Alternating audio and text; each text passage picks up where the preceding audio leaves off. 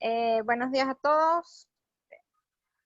Deseamos se encuentren bien. Les habla Vilisa Morón Zambrano, soy presidente de la Sociedad Venezolana de Ecología y miembro venezolana de la Comisión Mundial de Áreas Protegidas de la UCM. Para nosotros es un gusto haber organizado esta serie de webinars para celebrar a las áreas protegidas venezolanas en el marco del Día Internacional de las Áreas Protegidas, que fue el 17 de octubre.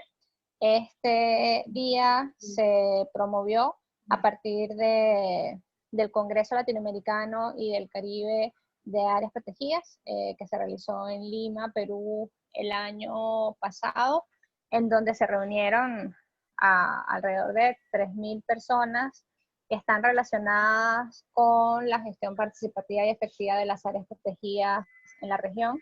Fue un encuentro lleno de mucho conocimiento, de mucho intercambio de experiencia y en donde quedaron muchas tareas, ¿no?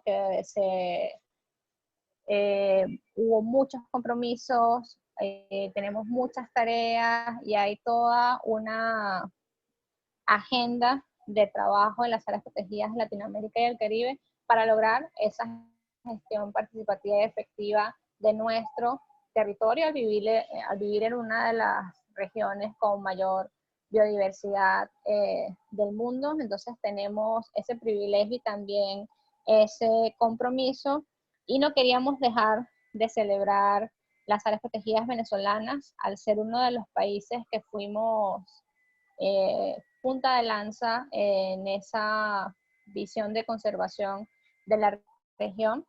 Entonces hemos estado hablando del pasado, del presente y hoy cerramos hablando del futuro con mira a lo que necesitamos para fortalecer, para mejorar y para que nuestras áreas protegidas se mantengan en el tiempo.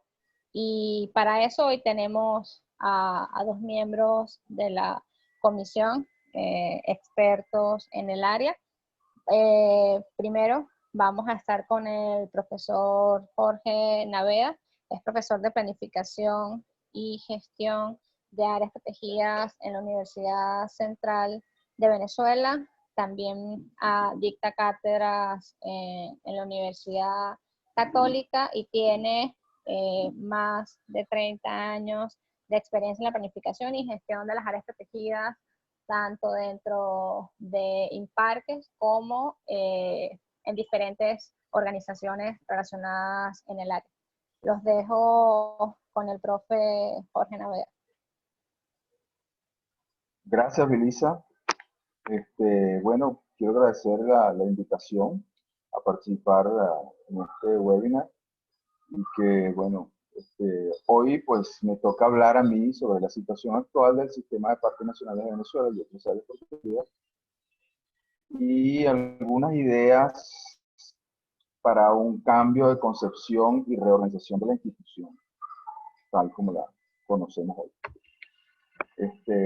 Bueno, en primer lugar, debo decir que las políticas públicas se definen como cursos de acción o conjuntos de actividades planificadas que están dirigidas a resolver problemas o situaciones no deseadas en el seno de una sociedad.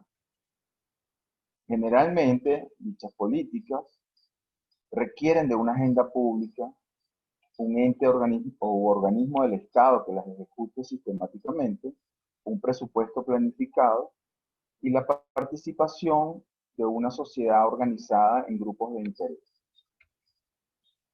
Dentro de estas políticas o de estas fórmulas de políticas públicas, las políticas ambientales, ¿verdad?, no escapan a los procesos similares de organización, ¿verdad? Aun cuando se admite que en el caso de los problemas ambientales que se originaron o que dan origen a estas políticas, tuvieron un recorrido un poco engorroso, básicamente porque los criterios valorativos y la complejidad de los procesos impidieron durante muchos años entender la relación que existía entre el desarrollo, tecnologías y el deterioro ambiental.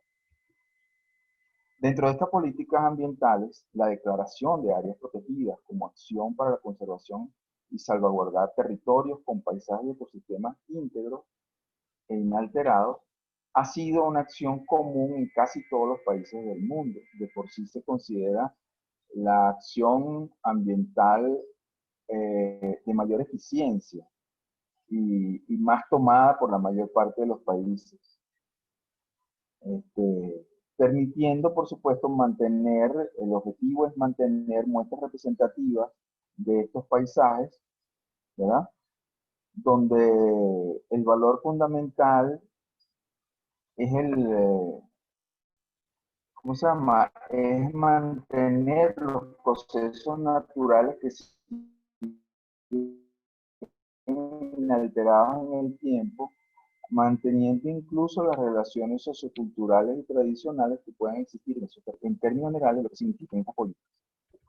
En Venezuela, que ha sido un país con gran tradición en el desarrollo de políticas ambientales, ejecutando un conjunto de políticas específicas que han permitido, en algún momento fuimos considerados como un país de avanzada en esto, ¿verdad? Fue el segundo país del mundo en crear un Ministerio del Ambiente, después de Francia. Fue el primer país de América en crear un Ministerio del Ambiente. Pero inicialmente su enfoque en estas políticas ambientales no estuvo dirigido a la conservación de ecosistemas y la diversidad, sino más bien hacia el cuidado y desarrollo de recursos claves para el desarrollo de la nación. Pese a ello, una de las acciones claves para el armado de toda esta política ambiental fue precisamente la declaratoria de áreas protegidas, siguiendo las pautas básicas de los convenios internacionales e ideas que venían de fuera del país.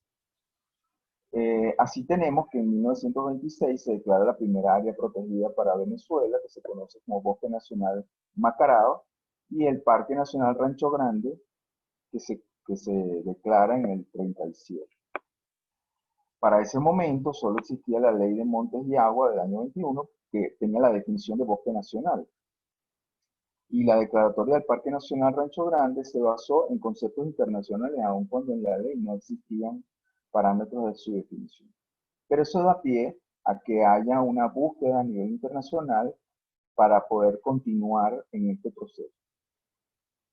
De allí que Venezuela en el año 41, asistiendo a reuniones en la OEA, aparece como país firmante del convenio para la protección de la flora, la fauna y las bellezas escénicas de los países de América, que brinda las definiciones de parque nacional, las primeras definiciones de parque nacional, reserva nacional, monumento natural, reservas de regiones vírgenes y aves migratorias.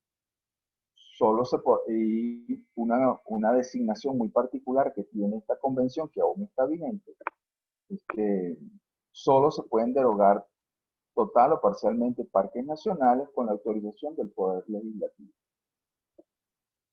Esto nos da un recorrido bien interesante a lo largo de varios años, que aquí pongo una gráfica y se las dejo para su conocimiento, donde están los hitos principales que fueron sucediendo entre el año 37 y el 99 para que fueran apareciendo los principales organismos que se encargaron de todos estos procesos con el sistema de parques nacionales. En el caso de las restantes áreas protegidas, como el caso de los refugios y las reservas de fauna, los santuarios, el Ministerio del Ambiente, por supuesto, tiene una oficina encargada de la administración y gestión de estas áreas. En el caso particular de Venezuela, una de las características es que el modelo rentista petrolero y el crecimiento de las áreas protegidas están altamente asociados. Y hay una cosa que es inevitable y sorprendente a la vez. En la gráfica de abajo ustedes van a ver cómo entraba dinero por renta petrolera y en los momentos de mayores saltos de esa renta, pues internamente se creaban más parques, más monumentos, e incluso en las líneas azul y amarilla más pequeñas están refugios de fauna y reservas de fauna.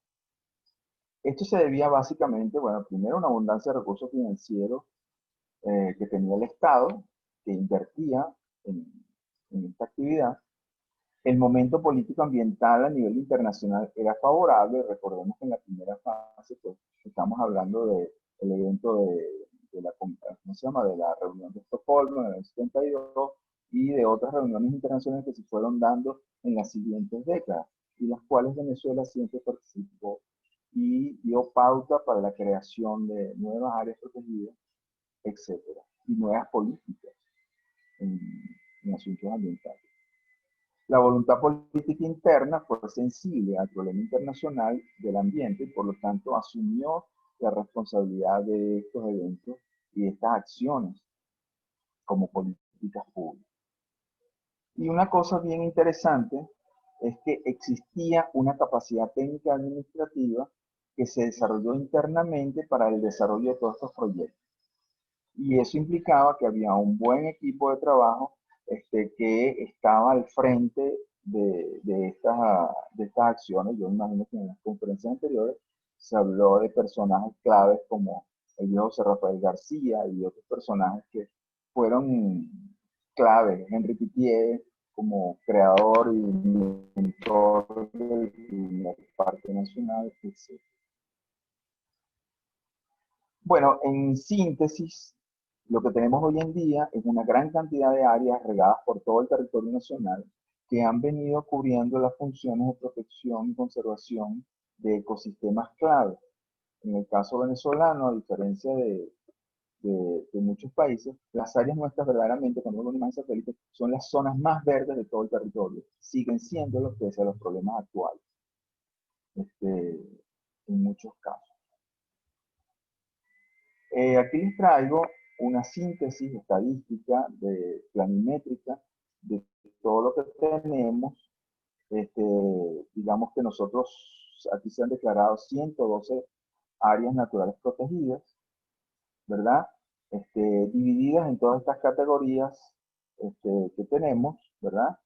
Tanto los santuarios, los parques nacionales, los monumentos, los refugios, las reservas de fauna, las reservas forestales, las reservas de biosfera, están sus categorías para los indicativos de lo que es categoría de manejo de gestión de la UICN y el número de áreas por cada una de esas categorías. Nosotros hemos llegado hoy en día a un total de 30 millones y medio de hectáreas bajo conservación, que equivalen aproximadamente a 33.36% del territorio nacional. Esto, restándole la sobreposición, tenemos un 17% de sobreposición, es decir, en las tablas estadísticas muchas veces aparece 38 millones de hectáreas, pero realmente son, en síntesis, son 30 millones y medio de hectáreas. Hay 7 millones, casi 8 millones de sobreposición en el juego de poligonales, territorios repetidos, etcétera, que con una buena base de datos pues se ha sintetizado. Lo otro interesante del cuadro es que aparece por primera vez la cifra de áreas marinas efectivas que tenemos dentro del área. Es más o menos, un poquito menos de medio millón. Lo que pasa es que el área marina venezolana, el área marina, ¿cómo se llama? Territorial, es muy grande y eso escasamente representa el 0,6% del territorio marino, en esencia. Y bueno, en términos generales, esto es un sistema extremadamente grande, difícil, complejo de manejar en muchas de sus partes y que, bueno, requiere de muchísimo dinero de inversión que realmente no se posee en este mundo. En términos generales, hemos hecho una especie de recorrido histórico y hemos encontrado que han habido 5 etapas de desarrollo en el sistema. La primera etapa, ¿verdad? Inicial entre el año 26 y el 71, donde la importancia del recurso agua para la nación, y con ello se crearon 13 áreas y llegamos a 3.500.000 hectáreas, con 3 categorías de gestión y ningún plan de manejo ni de ordenación de territorio. En la segunda fase tenemos el concepto de las colecciones de ecosistemas, que llegó en el año 72, proveniente un poco de los convenios internacionales que Venezuela firmaba. Llegaron las primeras ideas de lo que significaba los biomas, y eso lo agarró Parques Nacionales como modelo para extender las áreas protegidas hacia los biomas de sabana, los biomas costeros, ¿no? Aparece la primera área marina y la primera área marina costera, el caso de Cuare y Archipiélago Los Roques. Pero en ese periodo se logran 86 nuevas áreas protegidas, con un total de casi 17 millones de hectáreas nuevas para aves. Y se inicia el proceso de reglamentación y planes de ordenamiento, ¿verdad? Para ese periodo se hacen 7. Vean que hacer planes de ordenamiento en Venezuela ha sido muy complicado. Es más fácil declarar muchas áreas, pero hacer los planes, que es la tarea de fondo más compleja, es muchísimo más complicado. En un tercer periodo, que es como el éxtasis, o como diría Carlota Pérez, la Belle Époque de las áreas protegidas venezolanas, que es entre el 87 y el 93, se crean 68 áreas con 18.352.338 hectáreas nuevas de áreas protegidas, y se da inicio a un periodo y proceso para la creación de planes. Se hacen 17 planes en esos años. Una vez culminado el 93, empiezan los problemas políticos provenientes del vencimiento del mismo modelo económico venezolano, y decae profundamente la política ambiental y es sustituida por políticas sociales, económicas, etcétera, que van a pasar a ser prioridad para el Estado venezolano, y por lo tanto las políticas ambientales decaen. Aún así, el trabajo hecho en parques nacionales dio que aparece un nuevo modelo de ideas, que es el de los territorios sostenibles, que va más o menos del año 94, 1994 al 2012 aproximadamente.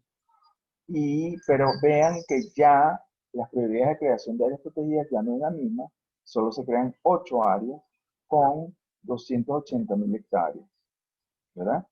De esas áreas. Otra característica típica es que de esos 8 planes que se hacen, solamente ninguno llega a Gaceta Oficial, ¿verdad? Se hacen como proyectos, se llevan, se culminan, se llevan consulta pública, se hacen las revisiones correspondientes, pero esos 8 planes nunca llegan a Gaceta Oficial. Y esto es una característica del proceso de debilitamiento institucional que comienza a haber para ese momento. A partir del 2012 al 2013, llega el periodo de la decadencia de las políticas ambientales y del Estado, que como ejecutor de las acciones de conservación no cumple con su acción correspondiente. Eso evidentemente va más o menos, como les dije, entre el 2012 y 2013 hasta el sol de hoy. Pese a ello, se crearon 2 áreas, de las cuales una es la segunda área más grande del mundo, que es el caso del Parque Nacional Taura, con más de 6 millones de hectáreas, y un área muy pequeña, ¿verdad?, que es el Monumento Natural Montecano en el estado Falcón. Pero no hay planes de ordenamiento, no hay proyectos, aun cuando se intentan hacer, ninguno termina, y además en este periodo aparecen cosas muy importantes que afectan. Aparece la política del arco minero, aparece, ¿cómo se llama?, los problemas que tiene PDVSA y todo este rollo con los derrames, políticos que dicen que la solución de la ausencia de gas es sacar madera, que va a afectar ampliamente a los bosques protegidos de este país, que están más cercanos a la ciudad, etc. O sea, hay una serie de políticas que ya perfilan en contra de las áreas protegidas, y la efectividad de la institución, que tiene en sus manos la responsabilidad de ella, no está en capacidad de cumplir sus acometidas correspondientes. En esta gráfica podemos ver en este último periodo qué ha pasado con el presupuesto del Instituto Nacional de Parques, como una muestra de inversión en conservación entre el 2013 y el 2020. Si ustedes ven bien, el presupuesto del Instituto Nacional de Parques, junto con la inversión en dólares por kilómetro cuadrado, viene en caída, en picada. Y pasamos en el año 2013 de $70 por kilómetro cuadrado de inversión, o $71 casi, a 40 centavos de dólar para el 2019 y 20 centavos de dólar para el 2018. Esto nos dice que el promedio de inversión en estos años ha sido de $20 por kilómetro cuadrado, lo cual son cifras pírricas, ¿verdad? Y Venezuela, cuando tú la comparas contra los países a nivel internacional, bueno, muestra un registro de que invierte 7.8 veces menos que los países en desarrollo y invierte 82 veces menos que un país desarrollado en conservación.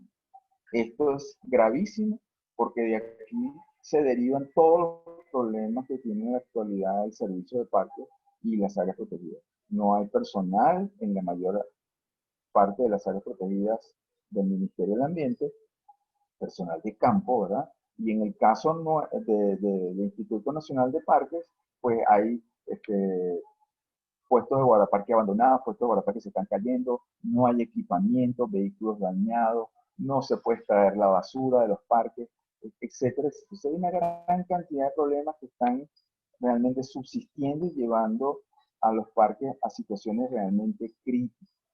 Por supuesto, la vigilancia y el control está mermada porque los guardaparques están ocupados en producir dinero porque los sueldos son muy malos, etcétera. Como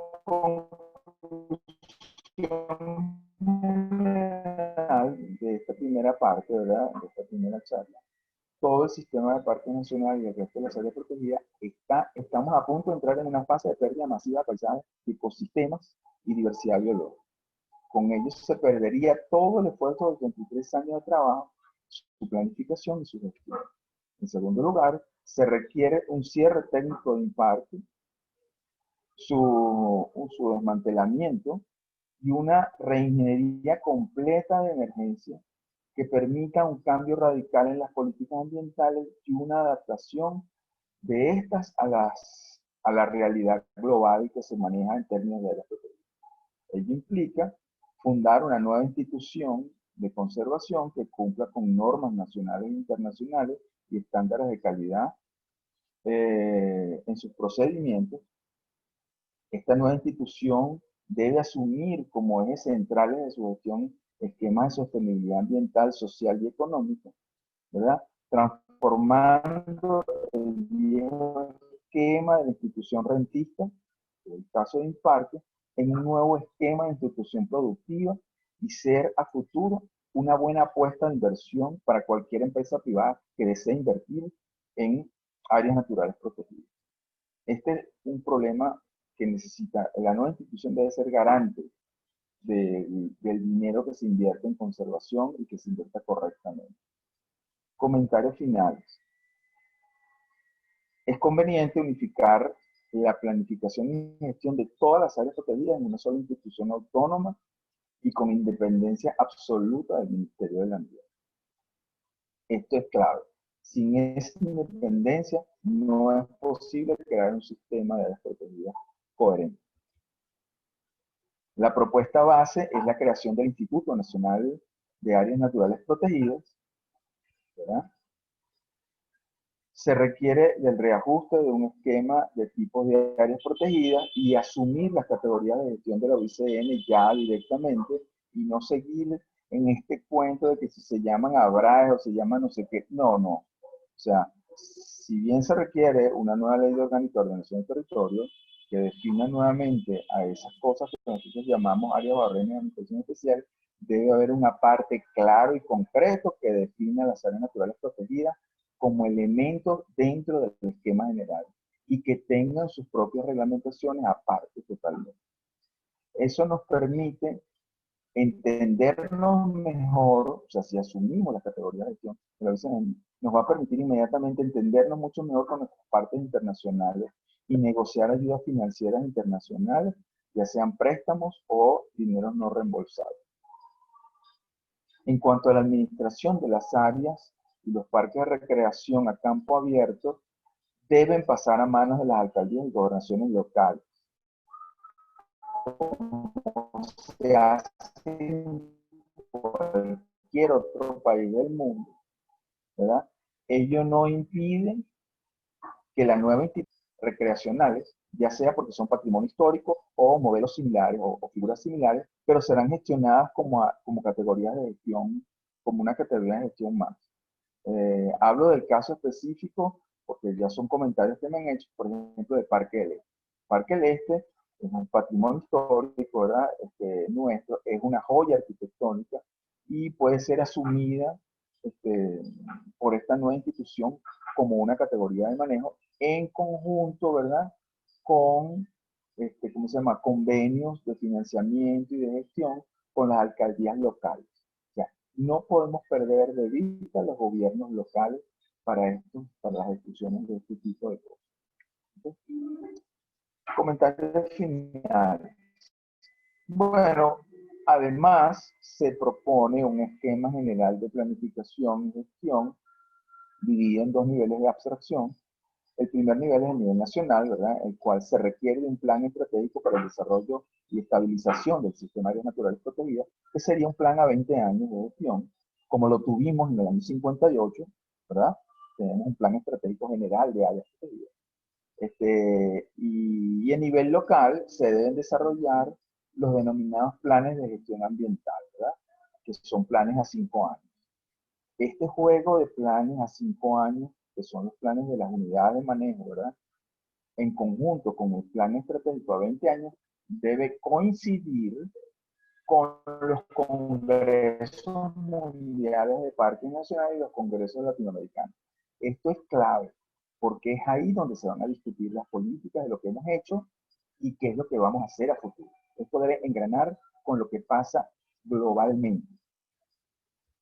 Para ello se propone un sistema, ¿verdad? Un sistema de planes de gestión de este tipo, el cual está constituido de 4 instrumentos de gestión, que son el plan de ordenamiento, el reglamento de uso, regulación y ocupación, el plan financiero y de negocios, y el sistema de seguimiento y evaluación de control de tareas, que no es más nada que el sistema de evaluación de efectividad de gestión.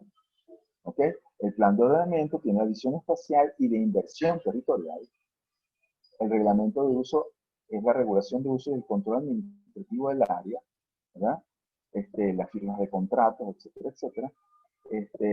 Y las visiones de negocio y las búsquedas de oportunidades lo tiene en sus manos el plan financiero y de negocio. Esto es clave porque el área protegida debe ser una unidad administrativa independiente que solamente tiene seguimiento a través de auditoría y su jefe es dueño y señor de su presupuesto para la toma de decisiones dentro de los esquemas del plan que se plantea. Bueno, con esto terminamos la primera parte, ¿verdad? Y nos dedicaríamos a lo que sería mi segunda charla, que es la parte de los alcances de las áreas protegidas venezolanas, revisión y ajustes de unidades de conservación existentes, su representatividad geoecológica y las nuevas propuestas de áreas que hay sobre el tapete.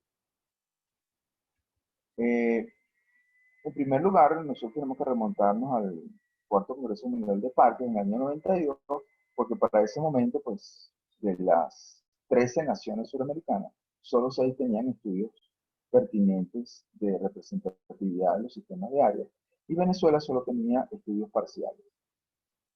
En el año 97 se inicia un proyecto que pretendió crear un método para evaluar el sistema de áreas protegidas. Los resultados de este método se presentaron en el 2003 en el quinto Congreso Mundial de Parques y se hizo una publicación a través de la Academia de Ciencias para el año 2010.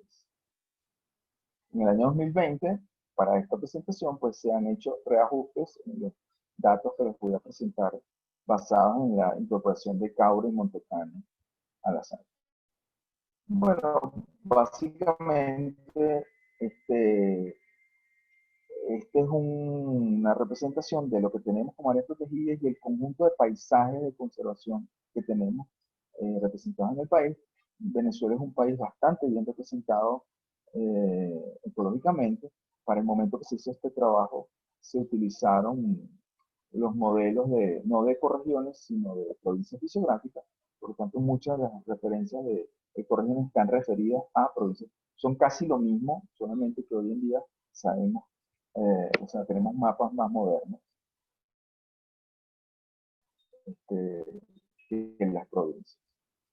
En términos generales de cobertura vegetal, Venezuela es un país que ha mantenido un cierto nivel de conservación. Este es el análisis que se hizo para el mapa de October del año 88.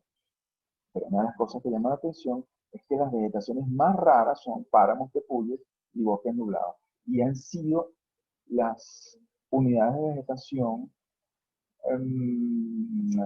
más incluidas en las áreas protegidas venezolanas. Esta es una de las razones por las cuales los bosques nublados están muy bien conservados en Venezuela y no en el resto de Latinoamérica. Además, eso tiene que ver con asuntos de orden agrícola. En Venezuela nunca entró el té como rubro de producción y por lo tanto los bosques nublados se salvaron de la deforestación para sembrar té, mientras que en otros países sí entró.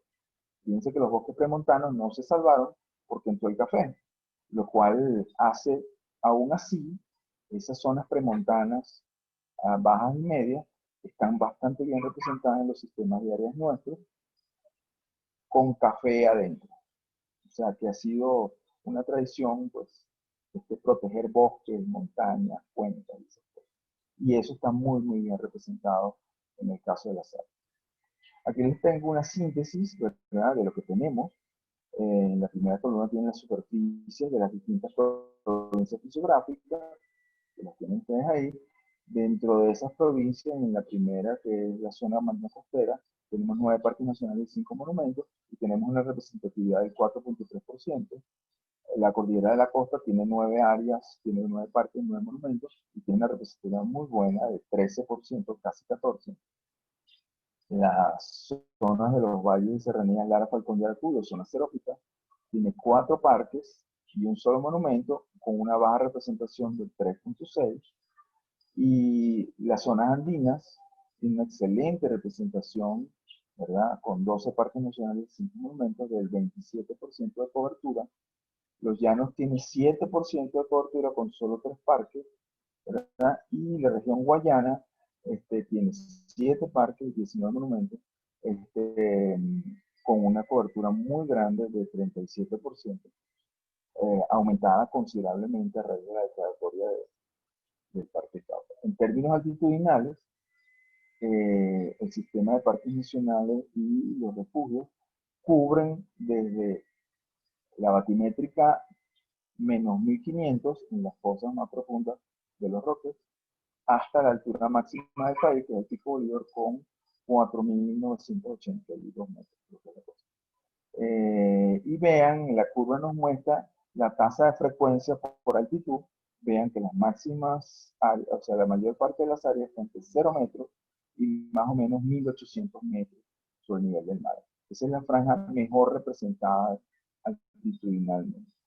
Cuando dividimos eso por provincias, bueno, ahí están las curvas. La azul es la zona marina costera, la amarillita pequeña es la zona de los llanos, después viene una amarilla ocre que es la zona xerófita, la marrón es la cordillera costa, la verde clara son los Andes, vean que llega hasta las máximas alturas, y la verde oscura es la zona amazónica.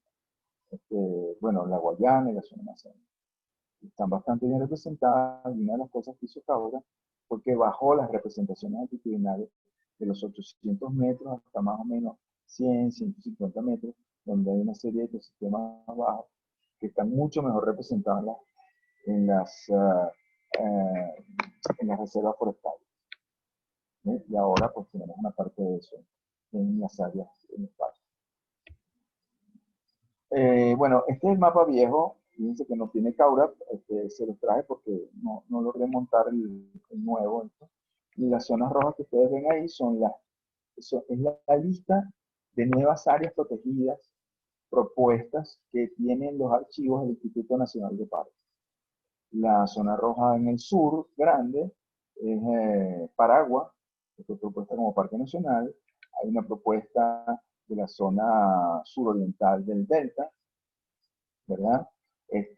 Bueno, aquí hay propuestas para la zona norte de Tendijá, las propuestas de Edgar Llerena con los corredores ecológicos en las zonas andinas, la propuesta de profesor Smith en las zonas xerófitas, y se ha recogido toda la colección de propuestas que hay de por medio, y se colocaron en este mapa. Incluso se tiene tabulado el número de superficie, todo eso lo pueden ver en un informe técnico que está publicado en academia.edu. Buscan mi nombre y ahí está el informe completo con todos estos cálculos planimétricos para los que estén interesados en los detalles. Como comentarios de la representatividad, bueno, las provincias geográficas de la Cordillera de la Costa, Cordillera de los Andes y Guayana Venezolana, evidentemente, son las mejor representadas con más del 10% de su territorio. El análisis altitudinal muestra que los Andes y Guayana tienen grandes déficits por debajo de los 500 metros y bueno, la Guayana por debajo de los 800, aunque Taura mejora mucho esa representación por debajo de los 800. En el caso de las provincias con déficit en su representación, como el caso con la zona marina costera, Valle de Cerreñas, Lara, Falcón de Aracuy y Los Llanos, el análisis indica falta de información territorial y problemas de tenencia de tierra, que son dificultades claves para la declaratoria de nuevas áreas. Los análisis de vegetación muestran, ¿verdad?, que el sistema de parques nacionales ha hecho un gran esfuerzo en incluir una gran cantidad de unidades de páramos, bosques nublados y vegetación tepuyana, siendo estas unidades las más raras del territorio y muy bien representadas en las áreas protegidas. Las provincias con mayor diversidad ambiental son las de la Cordillera de la Costa y los Andes. Por su parte, Guayana presenta una serie de paisajes muy amplios y de mucha abundancia y en términos cartográficos de baja diversidad de paisajes, básicamente. Esto no mide paisaje biológico, diversidad biológica, mide estructura de paisaje solamente. En el caso del criterio del 10% que usa mucho la UICN, una de las cosas que queda demostrada con este trabajo es que funciona muy bien para las provincias con ambientes abundantes y que son muy pequeños en tamaño. Es decir, cuando esas fuerzas están muy comprimidas, que tienen alta diversidad y gran cantidad de paisajes asociados, el criterio del 10% funciona muy bien. Mejor dicho, el criterio del 10% no funciona correctamente, al revés. Y las de alta diversidad, con ambientes raros, muy raros, tienen problemas para incluirlos. Entonces, cuando hay un área de baja diversidad de paisajes, el criterio, que son muy grandes y muy amplios, el criterio del 10% funciona chévere. Pero cuando las áreas son muy chiquitas, altamente diversas en unidades de paisaje, lo recomendable es agarrarse la mayor cantidad posible de área. No el 10%, el 10% de un área muy chiquita, imagínense que agarremos 10% de páramos, verdaderamente perderíamos los páramos casi todos muy rápidamente. A eso es lo que se refiere. Algunos paisajes ausentes en los parques nacionales, ¿verdad? Hemos encontrado, por ejemplo, las lagunas hipersalinas de la zona zuliana, que están pegadas a la Guajira, no están, sería interesantísimo poder crear monumentos allá. Hay pasajes desérticos costeros, como el caso de la península de Araya, tampoco está.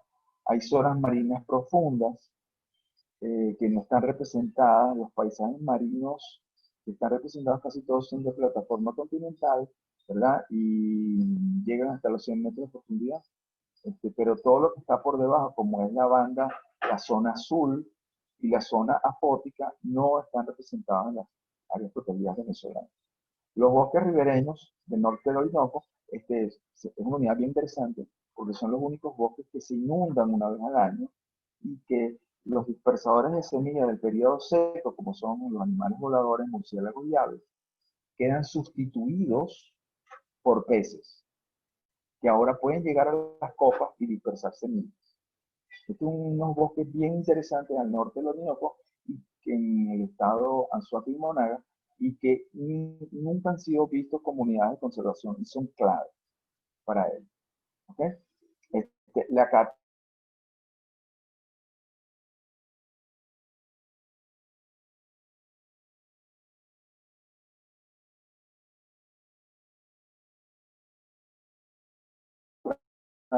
características son únicas en el caso venezolano, están en las reservas de biosfera. Pero valdría la pena, pues, incorporar algunos pedazos de ellas. Venezuela tiene las dos, la Caatinga amazónica húmeda y la seca. Y bien interesante, no, nada de eso está representado en los sistemas de protegidas escritos. Bueno, eso es todo. Muchas gracias. Espero que les haya gustado. Aló. Muchas gracias, profe. Excelente síntesis, tanto de la representatividad de las áreas protegidas en el país, como Aló. de la gestión. ¿Me escuchan? Sí, sí.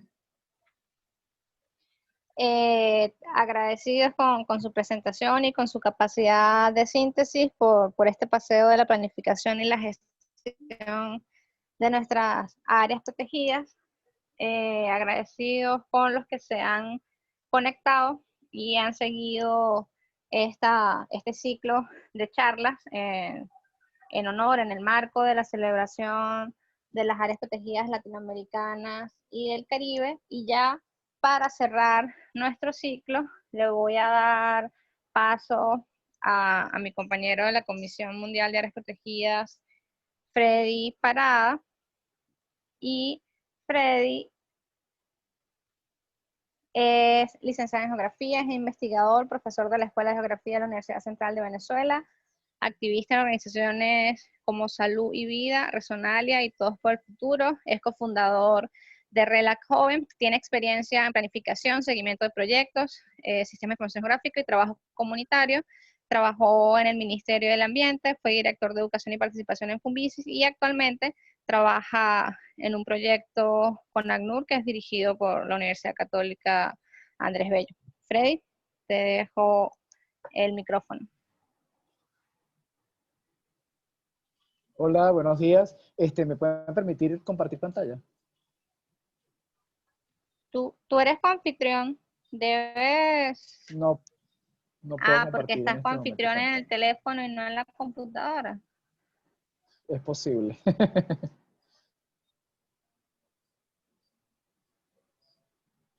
¿Será que Erlyn me lo puede ayudar? Bueno, buenos días a todos. Espero que se encuentren bien. Me toca cerrar este ciclo de actividades y de ponencias que se han dado a lo largo de estos 3 días. Muy interesante. Y bueno, es un honor para mí estar aquí conversando con ustedes.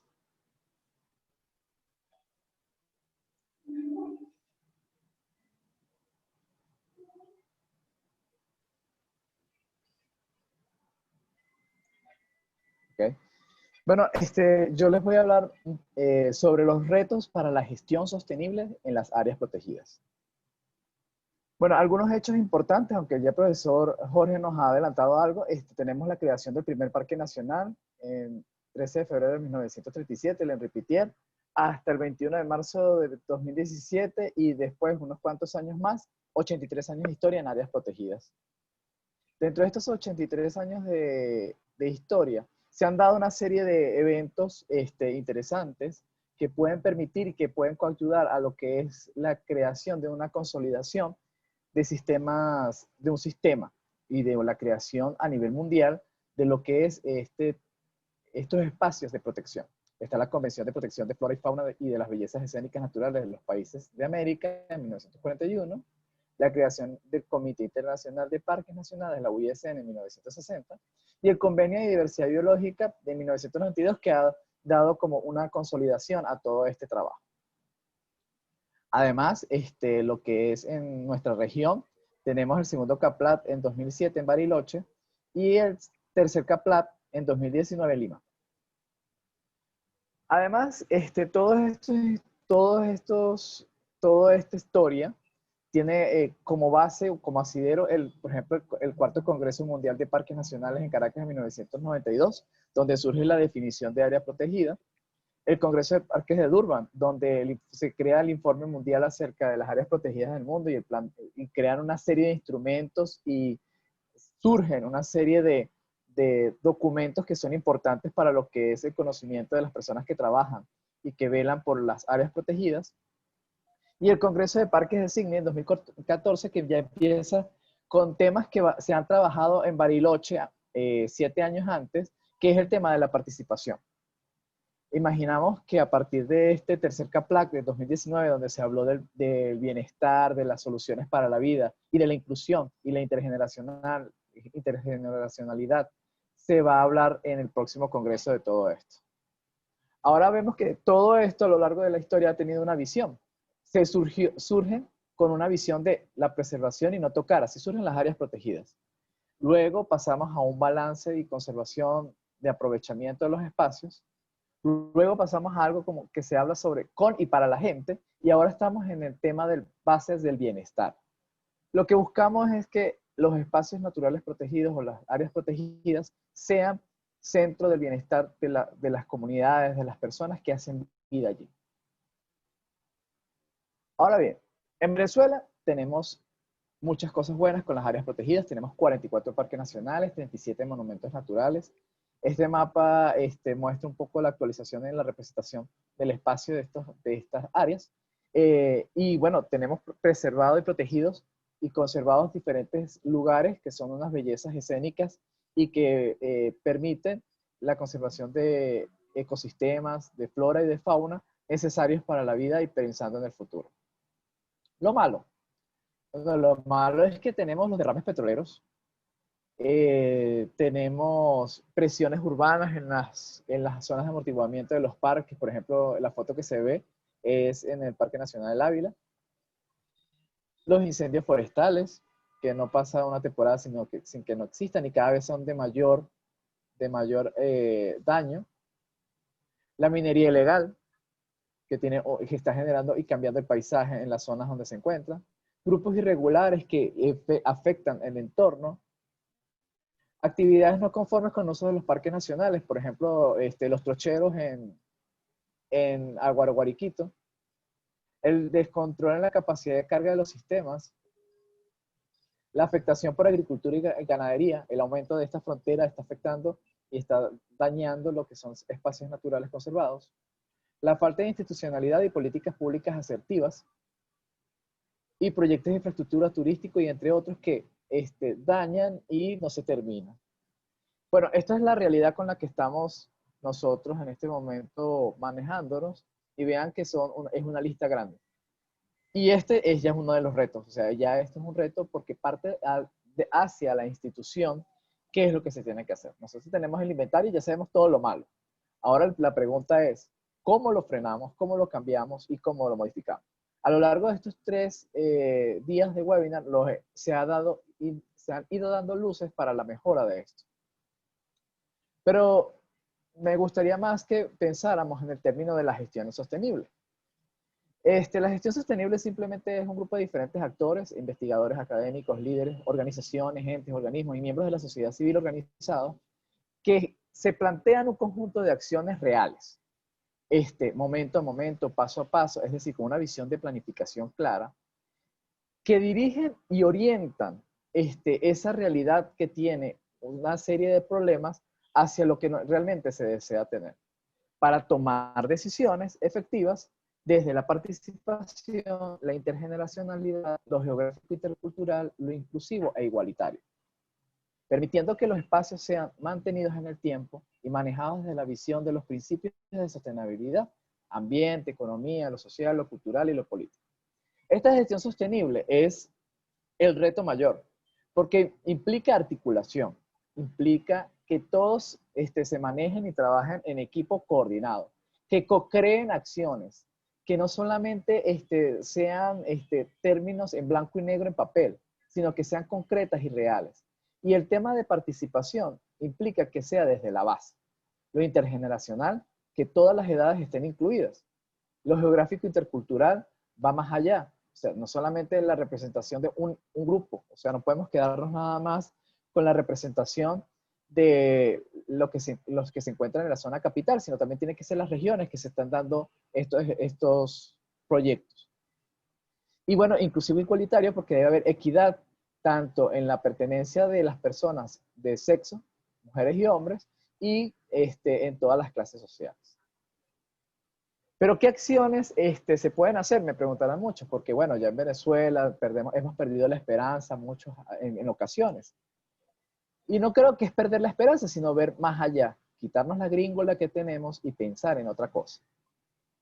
Por ejemplo, la incorporación del enfoque ecosistémico, la aplicación del programa de trabajo de conservación del convenio de diversidad biológica, pensar en Venezuela como un territorio de IVAs, la construcción de corredores biológicos y ecológicos nacionales e internacionales, el Tratado de Escazú, los convenios de cambio climático y riesgo, otras medidas efectivas para la conservación, las OMEC, los sitios Ramsar, las metas Aichi y las propuestas de las metas Aichi que proponen, por ejemplo, otras medidas efectivas de conservación basadas en árboles. Esto es las acciones que debemos tomar. Entonces, si tenemos una gestión sostenible, con el conjunto de acciones que se nos proponen, podemos trabajar efectivamente. El problema está en nuestra realidad y que hacia eso es lo que tenemos que ir. O sea, ya sabemos qué tenemos que hacer. ¿Y cuál es el reto? El reto es llegar a una gestión sostenible. Y esta gestión sostenible tiene una serie de acciones que nos ha dado el marco internacional que ha ido evolucionando para poderlo dar. Ahora bien, vamos a hacer un análisis tendencial y perspectivo de cara a los retos. El tendencial lo vemos con una flecha que se mantiene en rojo y el perspectivo es una flecha verde ascendente. Partiendo de nuestras realidades propias en las áreas protegidas de Venezuela. Actualmente Venezuela plantea en su sistema de ABRA como estrategia para clasificar sus áreas naturales. Sumamente complejo.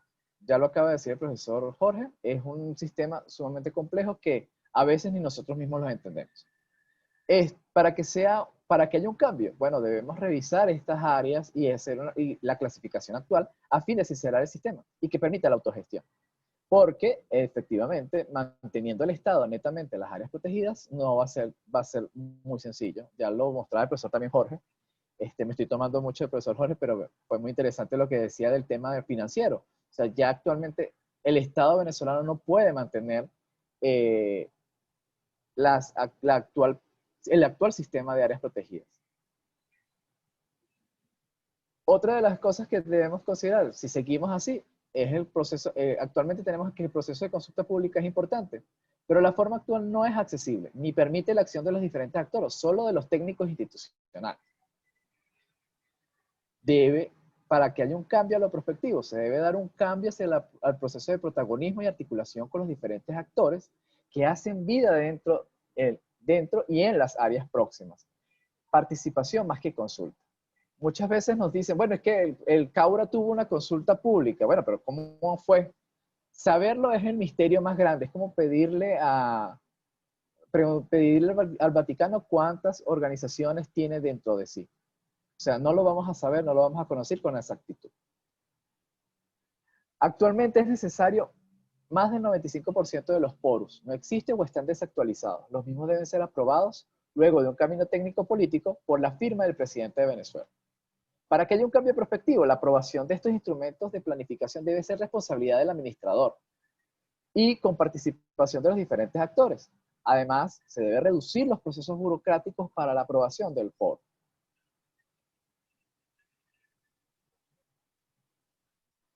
Actualmente, la Ley Orgánica de Ordenación del Territorio de 1983 no permite avanzar en las propuestas actuales de gobernanza. La misma es una propuesta a un sistema único.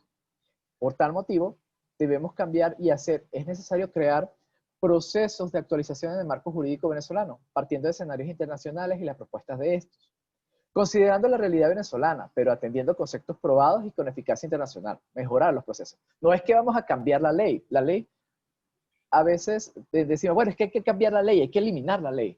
No, no es necesario eliminar la ley.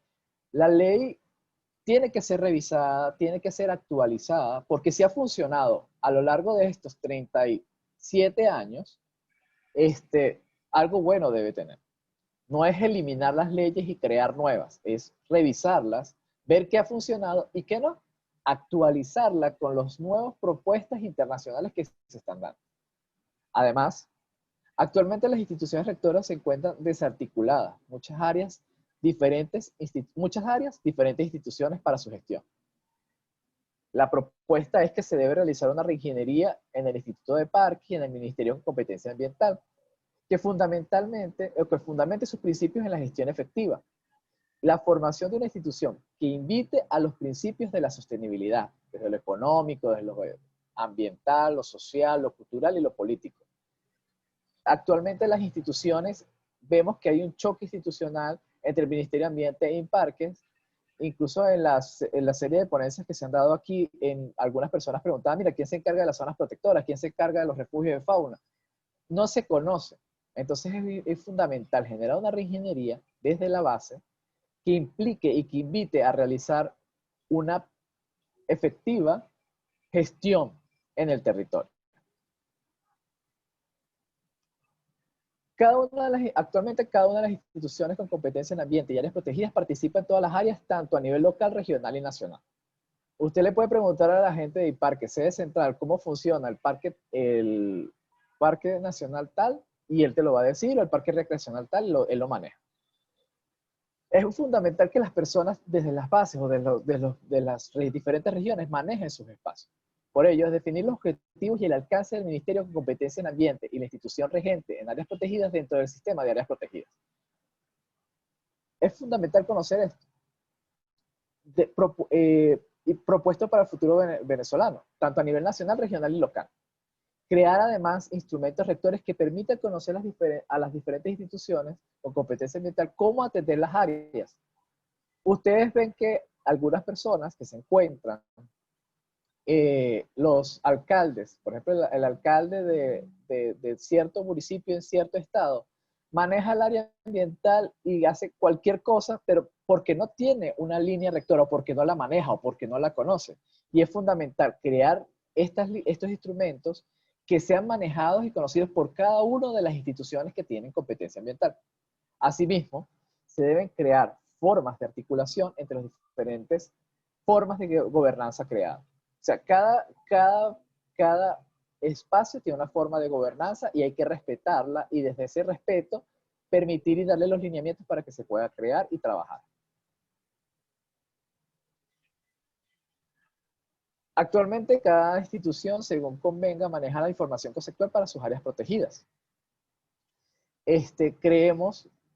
Creo que es necesario que las políticas públicas y las acciones de planificación deben actualizarse con conceptos que están surgiendo a nivel internacional, otras visiones y elementos. Asimismo, dar a conocer al resto de la institucionalidad el manejo de estos contenidos.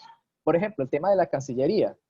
En algunos casos, Cancillería no permite propuestas de corredores o propuestas internacionales para el manejo ambiental, simplemente porque no maneja los conceptos y porque la institución en competencia ambiental no informa al respecto. Entonces tenemos que reeducar a la institucionalidad venezolana respecto a la temática ambiental. Actualmente, pocos instrumentos de planificación mencionan el enfoque ecosistémico. Y para poder llegar a un cambio debemos crear instrumentos de planificación y políticas públicas vinculados y actualizados a las propuestas de los instrumentos y reuniones internacionales que se están dando, el Congreso de Parques, los CAPLACA. Cada una de estas organizaciones y estas reuniones internacionales permiten crear basamentos teóricos e informativos necesarios para poder actualizar nuestra política pública. Por eso es necesario ir revisándonos cada vez que se hacen estos encuentros, estas reuniones.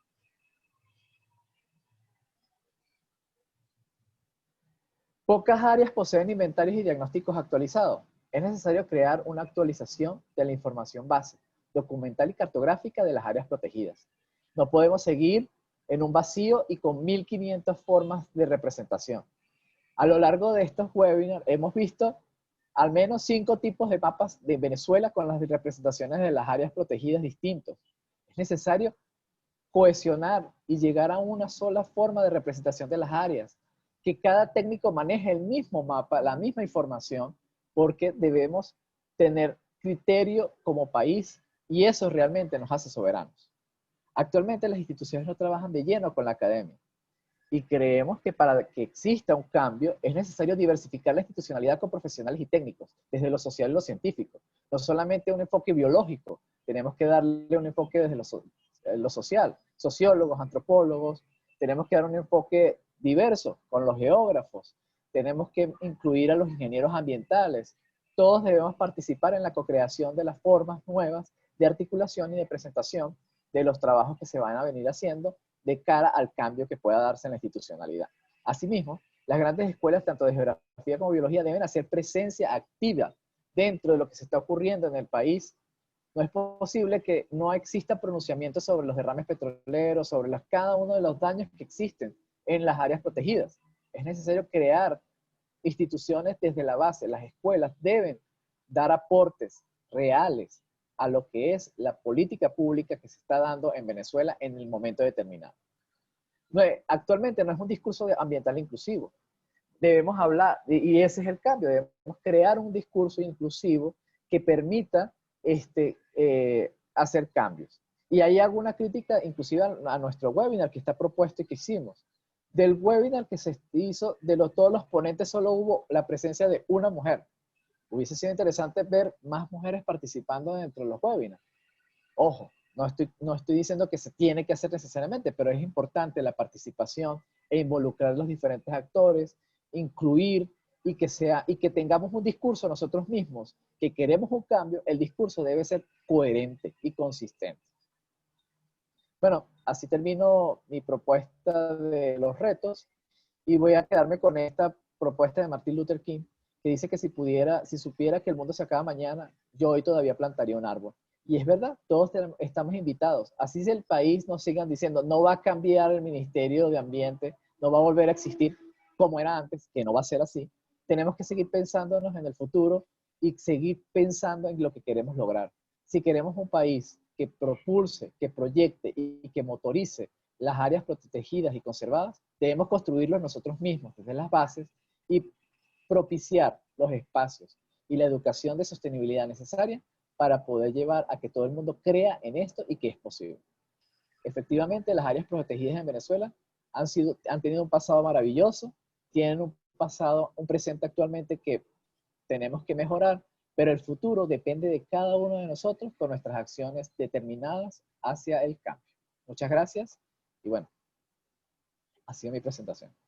Muchas gracias, Freddy. Una excelente charla para cerrar esta serie de webinars.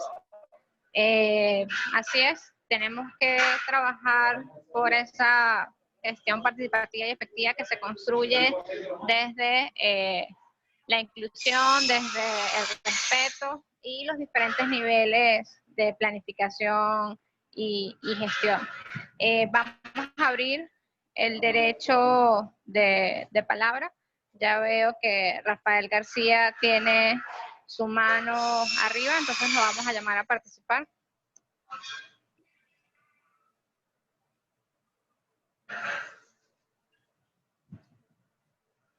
Los que quieran hacer preguntas o un comentario pueden levantar la mano o hacerlo a través del chat. Creo que ya tenemos al señor Rafael García.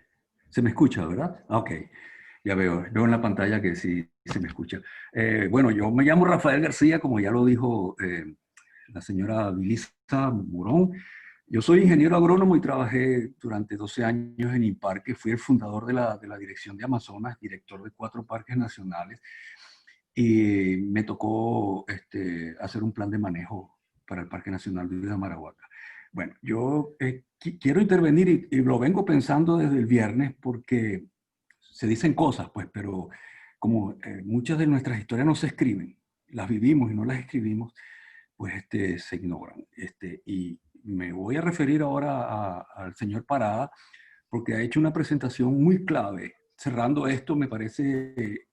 No puedo decir nada en contra de la de Jorge porque yo he llegado siempre tarde, porque estoy en Alemania y estoy trabajando, y cuando llego a mi casa ya ha pasado 45 minutos de las presentaciones y no me molesta, pero sí me queda un sinsabor. Bueno, lo que voy a referir sobre Freddy Parada, y que le doy completamente la razón, es que la cartografía ha sido el talón de Aquiles nuestro, porque a pesar de lo que Jorge, mi compañero, ex compañero de trabajo y apreciado amigo Jorge Graveda, ha presentado, la cartografía no cuadra con toda la buena voluntad, porque sencillamente no representa lo que es un mapa de ecorregiones que refleje la localización de plantas, animales y ecosistemas. Y eso es muy importante, y lo dijo Freddy Parada en otras palabras. Eso para mí pues, es muy fundamental para que los planificadores puedan trabajar. Y lo otro, para no extenderme, es la articulación de las instituciones. Capté algunas cosas de Jorge en sus conclusiones, en sus conclusiones. Crear una nueva institución, o sea, desaparecer Imparques, a mí eso, pues, yo puedo estar de acuerdo con eso. Pero lo que realmente es importantísimo es la articulación interinstitucional. Cuando nosotros hicimos el plan de manejo, el plan de ordenamiento del Río Marahuaca, nos costó muchísimo poner en línea a Edelca, a la Gobernación de Amazonas, al Ministerio del Ambiente, a Tecmin. Es decir, nosotros nos trabajamos solos, porque es que Imparque no es una institución de investigación. Tuvimos que buscar gente que hiciera investigación, y estaba José Ayarzabuena, no sé si se acuerdan de él. Estaba Otto Huber por parte de la GTZ, es decir, que nosotros no andábamos solos. Edelvis, que está allí, que la veo que está entre los participantes, ella lo puede confirmar, porque ella participó en la recaudación de datos, el levantamiento de datos de campo. Teníamos gente, incluso de la Sociedad Venezolana de Ciencia Natural, es decir, que había un montón de gente que nos ayudaba. Y sin esa articulación no podíamos hacer nada. Que el plan no fuera aprobado fue por otra razón, una razón de egoísmo, de competencia intrainstitucional, Imparque contra el Ministerio del Ambiente y viceversa, y el plan lo metieron en una gaveta y sabemos el nombre y el apellido de la persona que no dejó que se aprobara. Y ese plan, señor Parada, con las premisas que usted dijo allí, que fue, nosotros trabajamos en la comunidad de Culebra, en el Alto Cunucunuma y en el Alto Orinoco, en la comunidad de La Esmeralda, con todas las autoridades locales, es decir, con los caciques, con los capitanes, los enfermeros, los maestros, con toda la gente, y después nos fuimos a Puerto Ayacucho, y en Puerto Ayacucho se invitaron a todas las autoridades civiles, militares y a todo el que le interesara, y el plan fue aprobado a ese nivel. Y Carlos Rivero fue testigo, porque él fue el que organizó los talleres, el taller de Puerto Ayacucho, los talleres en las comunidades lo organizamos nosotros. Pero toda esa información existe todavía. Jorge Pérez Gemán, el doctor ecólogo Jorge Pérez Gemán, que debe estar en Venezuela todavía, me imagino, él se encargó del inventario de aves y de murciélagos. Y es que habían estrellas trabajando con nosotros. José Arzabuena con la parte de reptiles y anfibios, y allí encontró unas especies que él andaba buscando, que él sospechaba que existían nuevas especies, y trabajó con Celsiseñares para poderlas, darles el nombre científico. Con esto pues yo quiero solamente dar un feedback histórico importante, porque se dice que solamente el Parque Canaima tiene plan de ordenamiento, pero el Río Marahuaca lo tiene, porque los indígenas, para que ustedes vean o escuchen, los indígenas sí respetaron el plan, lo cumplieron por lo menos hasta que yo me fui de Amazonas, ellos cumplieron su palabra. Es decir, que quienes nos cumplimos fuimos nosotros, por impotentes, es decir, por falta de apoyo político. Bueno, me disculpan si me extendí mucho, pero pero me parecía que era importante decir estas cosas. Muchas gracias. Muchas gracias a ustedes, señor Rafael García.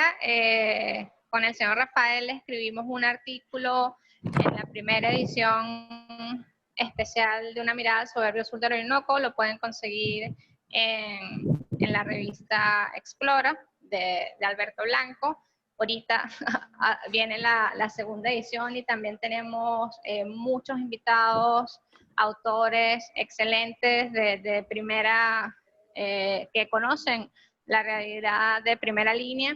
Y una de las cosas interesantes de estos encuentros virtuales es que, bueno, puede quedar la experiencia, las anécdotas que han compartido a lo largo de estos 3 días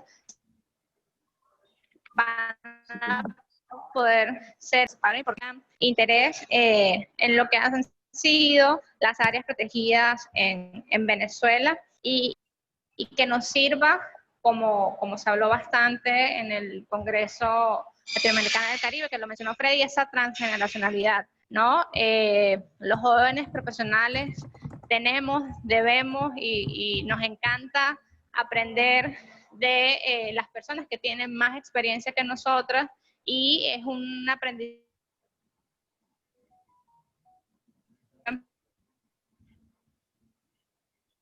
Para eso voy a darle la palabra, la mano levantada, y luego el señor Armando le tocaría al profesor Miguel Petrangelo.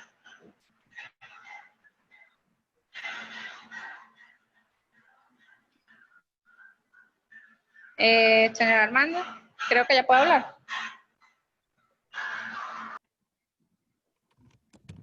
¿Me oyen? ¿Me oyen? Sí, sí. ¿Aló? Se Sí, escucha te bajito.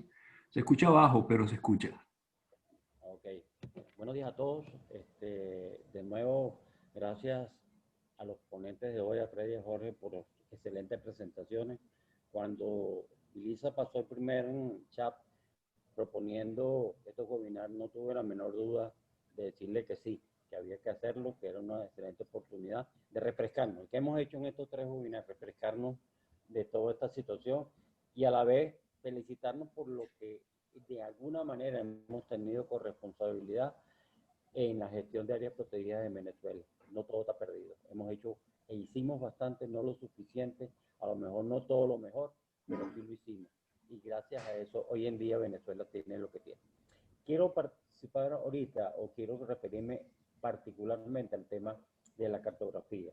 Es cierto, como dice Freddy, que se presentaron varios mapas, pero no es cierto que no exista una cartografía, digamos, formal oficial. La ha habido, que a lo mejor a veces no nos gusta porque no nos complace totalmente, a veces no nos gusta porque no está cuadrada a los criterios internacionales totalmente, pero existe cartografía. En el Plan Nacional de Ordenación del Territorio existe un mapa de ABRAE, ¿verdad? Que al fin y al cabo el plan fue publicado en Gaceta Oficial, es un plan nacional, ese mapa es oficial, el mapa de áreas protegidas para ese momento. Otro ejemplo, cuando sacamos el libro de las áreas protegidas de Venezuela, diagnóstico y su condición, después del 4º Congreso Mundial del año 92, ahí se publicó un mapa que está aprobado por Cartografía Nacional, que sustituye de alguna manera en actualización al mapa del 83, del 89 del Plan Nacional. En mi trabajo de GeoVenezuela, en el capítulo de espacios protegidos, hay un mapa en la cual me ayudó varias personas, sobre todo desde el punto de vista digitalización, que también está aprobado por Cartografía Nacional. Antes de hacer la publicación, todos los mapas de GeoVenezuela pasaron por Cartografía Nacional y tienen el visto bueno. No quiere decir que sean, digamos, ley, porque no son ley, pero de alguna manera tienen ese visto bueno. Por supuesto, es necesario, y estoy de acuerdo con la Vede y estoy de acuerdo con Freddy, de que es necesario montar definitivamente el mapa definitivo en función de un verdadero sistema de áreas protegidas, que hay que pasearse por lo que ellos han expuesto hoy brillantemente. Lo último que recuerdo oficial del ministerio, que fue el plan de regularización de las ABRAE, intentábamos de alguna manera también sanear eso, acuérdense del famoso libro gordo de Petete, que después pasó a ser la base para la modificación de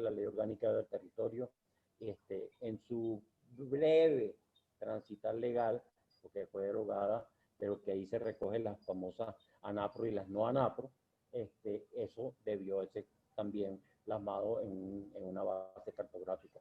Bueno, lo que quiero decir es que cuidado con cuando decimos que no existe un documento, digamos, formal, legal, porque sí lo existe. Que no lo aceptemos totalmente porque no cubre todos los criterios o no está adaptado a condiciones, por ejemplo, las categorías de WICN, etc., es otra cosa. Pero sí existe. A la hora de hacer una publicación y sacar un mapa aprobado por Cartografía Nacional, ya de alguna manera se está usando legalmente ese mapa, y es el mapa, aunque no nos guste del todo. Muchas gracias. Gracias, señor Armando. Frey, ¿tú quieres hacer un comentario? Yo creo que es más la accesibilidad a la información, pero respóndele tú, Frey. Sí, no, es un tema del el trámite burocrático, ¿no? O sea, tú para poder legalizar y tener la información del mapa tienes que pasar por 1.500 oficinas para poder tener el dato. O sea, ese mapa, inclusive busquen en este momento cómo funciona el Instituto Geográfico para poder tener información cartográfica. No lo hayas, en internet ya no lo puedes hacer. Y hay un cambio, ya hay un cambio de paradigma que se viene dando, que todo es a través del internet, de las bases de datos, de la infraestructura de datos espaciales, y no tenemos ese acceso. Entonces, por ejemplo, a mí me gustaría tener la base cartográfica del Instituto Geográfico para yo nada más montar la propuesta cartográfica que yo tenga de cualquier análisis, pero eso no lo hay. Y eso es lo que tenemos que tener. O sea, es el tema del acceso a la información y de cómo lograr que esa información sea viable y visible, realmente legal para el país. O sea, no es posible que tengamos que hablar de 1992 para poder hablar de un mapa de Abrades. O sea, debe haber un mapa. Si el Caura se creó en 2017, ya debe existir el mapa de Abrades 2017 con la inclusión del Caura, que tenga los polígonos reales. No es que cada quien tenga una gaceta y cada quien interprete la gaceta según sus requerimientos. Creo que hacia eso va más el comentario de la parte cartográfica. Creo yo que podemos mejorar el sistema y la forma de cómo tener la información y de cómo generar la información. Vilisa, puedes sumar. Gracias, Freddy. Sí, no, iba a decirlo que es un tema de accesibilidad. Esa información cartográfica existe en las oficinas.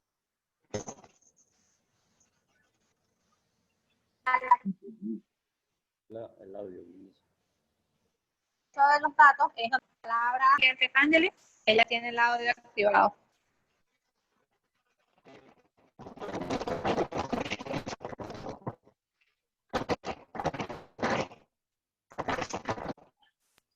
Profe, no se escucha su información.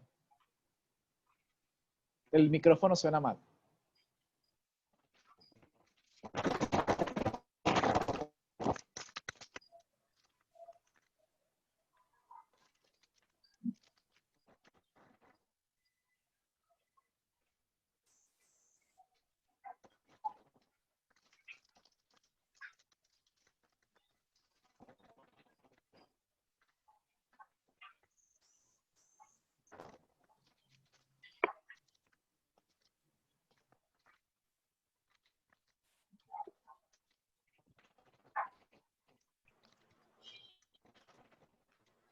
Profe, ¿hay problemas con su...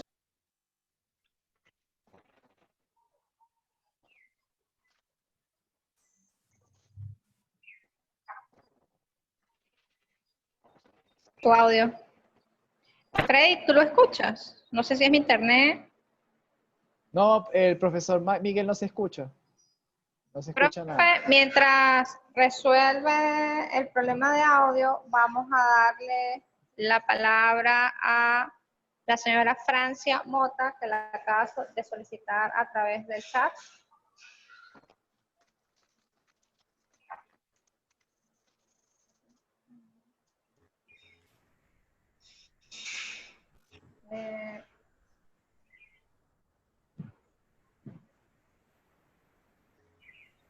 Acabo de darle a solicitar el audio a la señora Francia. Debería poder activar el micrófono. ¿Ya me escuchan? Ah, ok. Buenos días. Yo quiero comenzar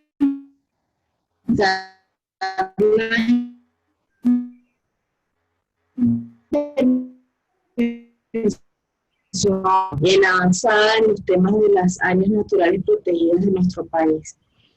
El mapa que él hace referencia, que está bajo su autoría, está disponible en formato digital en la biblioteca de Fundación Polar, que se llama Bibliofec.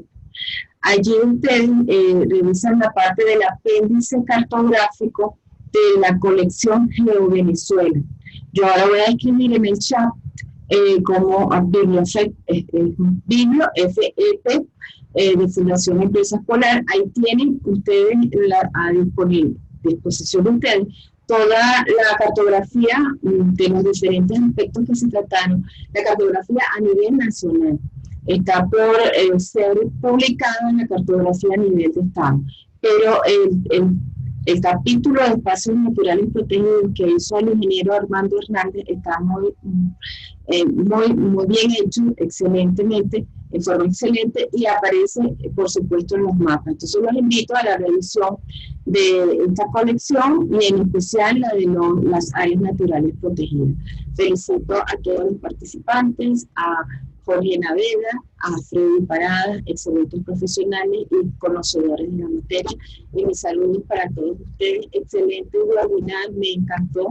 Y quiero seguir participando y colaborando en el rescate, porque esa es la palabra, de nuestras áreas naturales protegidas, que sigan siendo visibles, que sigan siendo tomadas en cuenta y que sigamos, como ustedes lo han demostrado ahorita, que estamos pendientes de estas áreas que significan mucho para la vida, no solamente de los venezolanos, sino la dinámica del planeta, en una visión sistémica.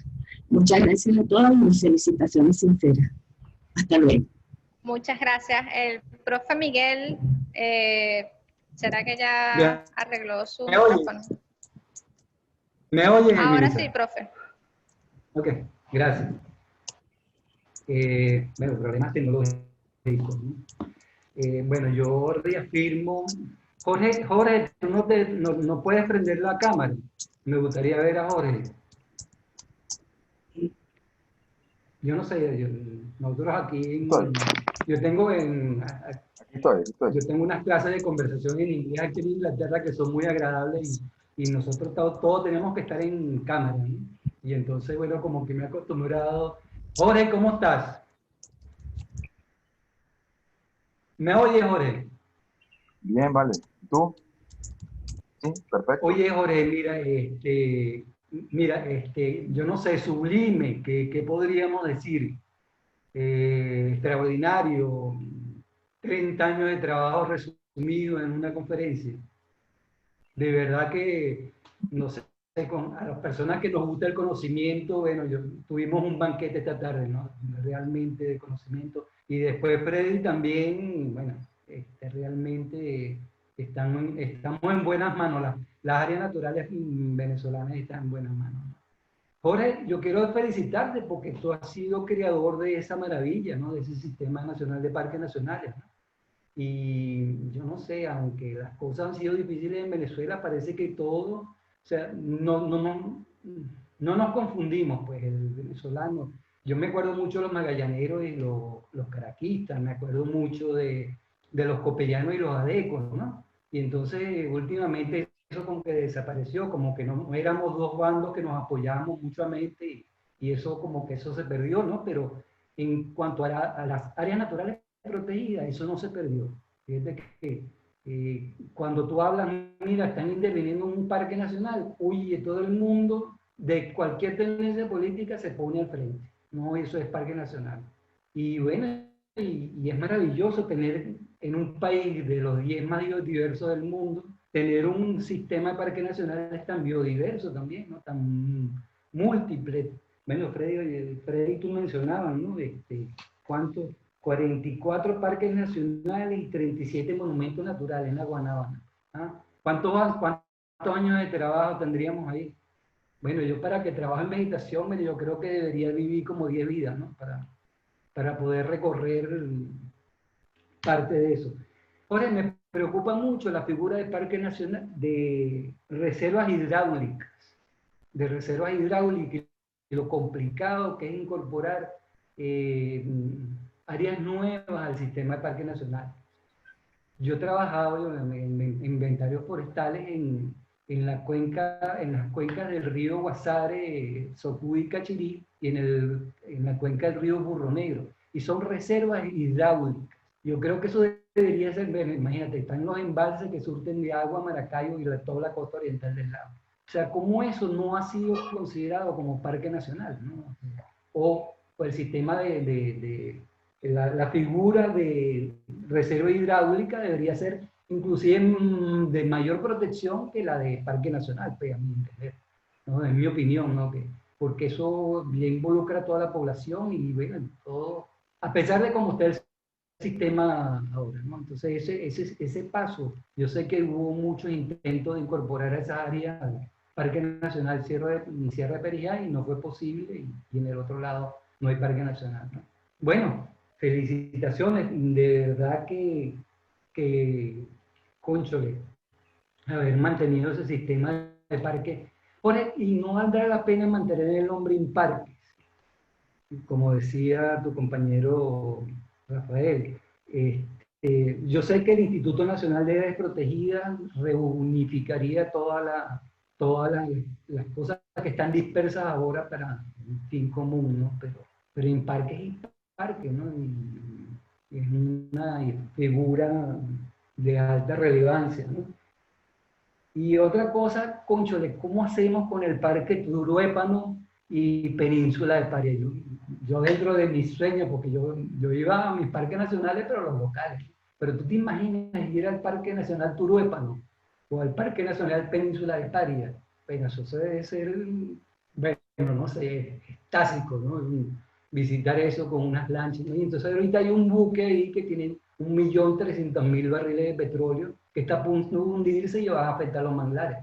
Entonces nosotros fíjate, como de biólogo, no llegamos a hacer efectos, porque eso es de bienestar común. Eso no es que los biólogos, no es que si se llena eso de petróleo, eso pierde toda la funcionalidad del ecosistema, ¿no? Y entonces todos esos ecosistemas que son frágiles se perderían, ¿no? Jorge y amigo Parada, de verdad que los felicito y Vilisa, se la comieron con este webinar. Estoy disgustado por los 25 participantes. Aquí deberíamos estar 200, ¿no? Oyendo estas cosas que son realmente importantes. Bueno, Jorge, un abrazo. Gracias. Muchas gracias, profesor Miguel. Un gusto poder comunicarnos a pesar de la distancia. Profe Jorge, va a contestar, profe Miguel. Sí. Bueno, mira, con respecto a la pregunta de las 54.000 lochas de Imparque, el problema básicamente que tenemos en estos momentos es que debemos entender un poco más allá de la simple institución y debemos entender que en estos momentos tenemos un gravísimo problema con el modelo económico que hemos creado desde 1925 hasta el sol de hoy, que es el modelo rentista petrolero. Ese modelo creó instituciones que, ojo, funcionaban muy bien bajo ese criterio, pero ahora el criterio del modelo falla, ya no funciona, no hay forma ni manera de restituir el modelo rentista. Por lo tanto, tenemos que pasar a un modelo productivo, ¿verdad? Ese modelo productivo tiene varias implicaciones y la principal es la institucional, el cómo van a funcionar las instituciones de aquí en adelante. En eso cae el Instituto Nacional de Parques, caen las universidades, caen los distintos ministerios, etcétera. Todo lo que hemos hecho bajo un criterio económico de una manera ya no va a poder funcionar. Y ese es uno de los asuntos que tiene en medio esto. Yo no es que crea que el Instituto Nacional de Parques no podría ser rescatado, quizás, tal vez, pero el principal problema que tiene en estos momentos es que la magnitud en el tamaño de las áreas nos exige unos presupuestos que no existen ni siquiera para la nación. Por lo tanto, tiene que adherirse a otras nuevas fórmulas. Te doy un dato. En los actuales momentos, el presupuesto del Instituto Nacional de Parques no llega ni siquiera al 1% de lo que realmente se necesita para manejar. ¿Cuánto es la estimación en base a varios? Bueno, lo que contiene el presupuesto actual no llega ni al 1%. Y si a eso le sumas que los presupuestos se hacen en bolívares de un año para otro, con una tasa inflacionaria que supera el 1.000.000% anual, entenderás que eso no es posible manejarlo de esa manera. Ese mismo problema lo tienen las universidades, ese mismo problema lo tienen los centros de salud, ese mismo problema lo tienen todo en este momento. Entonces hay que reinventarse. Hay fórmulas internacionales que han funcionado bajo criterios ¿cómo se llama?, de financiamientos globales, y es a lo que estamos tratando de apostar en estos momentos. Una de esas cosas es que en un cambio político, evidentemente, los poderes regionales van a adquirir mucho peso y por lo tanto una parte de eso que administra Imparque tiene que pasar a los poderes regionales. Las áreas protegidas como tal son sistemas más complejos a los cuales se les tiene que dar un proceso de desconcentración de funciones, pero no de descentralización administrativa. Y sobre eso hemos venido trabajando desde el año 2012 como un manual de financiamiento adecuado que se adapte a los modelos internacionales. Hemos utilizado básicamente muchos de los modelos que propone TNC para crear el modelo nacional. ¿Ok? TNC es una de las organizaciones que más ha trabajado en modelos de financiamiento para áreas protegidas y por lo tanto nosotros hemos asumido gran parte del modelo TNC. Hay cosas más nacionales dentro del esquema que se está proponiendo e incluso PNUD nos pagó la publicación de un manual que salió en una primera fase y que ahora debe ser, ¿cómo se llama?, revisado y reescrito en muchas de sus partes. Es para ello. En eso, el modelo que contiene el Instituto Nacional de Parques actual es muy deficitario, es pobre. Y para remate de colmo, hemos tenido políticas públicas en las cuales el Ministerio del Ambiente ha dicho públicamente que el Instituto Nacional de Parques malentendió la autonomía y por eso que el presidente actual es el viceministro del ministerio. Porque requiere de mantener al instituto pisado bajo ciertos criterios políticos. Bueno, esa es una parte ideológica en la cual yo no me voy a meter, pero evidentemente hay una parte de responsabilidad internacional que tiene el Instituto Nacional de Parques que no está en capacidad de cumplir por ninguna de las vías y que evidentemente se muestra mucho mejor cuando uno revisa los numeritos económicos internos del instituto, que no son resolubles bajo los criterios administrativos que tiene actualmente el Instituto Nacional de Parques.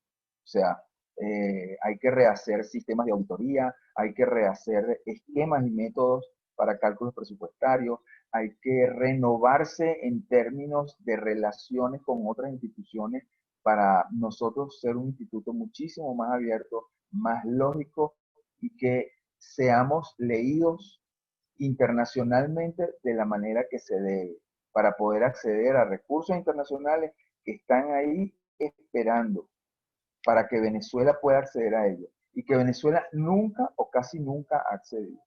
No es posible que nosotros tengamos tantos años como suscriptores del convenio de humedales, ¿verdad?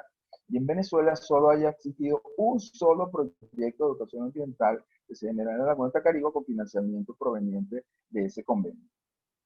Cuando nosotros visitamos otros países, nosotros nos damos cuenta que si el país tiene 3 humedales, los humedales esos, suscritos al convenio Ramsar, esos humedales tienen 4, 5, 6, hasta 10 proyectos cada uno financiados por Ramsar. Y nosotros, en todos los años, del año 71 para acá, lo que hemos tenido es un solo proyecto. A eso es lo que me refiero. realmente tenemos que darnos una proyección de orden global que en estos momentos el Instituto Nacional del Parque no está en capacidad de dar. Si alguien me da la fórmula para mantenerlo, yo no tengo problema. Pero eso es. Muchas gracias, profesor Jorge. Voy a leer el trasfondo de lo que yo estoy planteando. Dos comentarios del chat para darle la palabra al señor Ausberto Quero.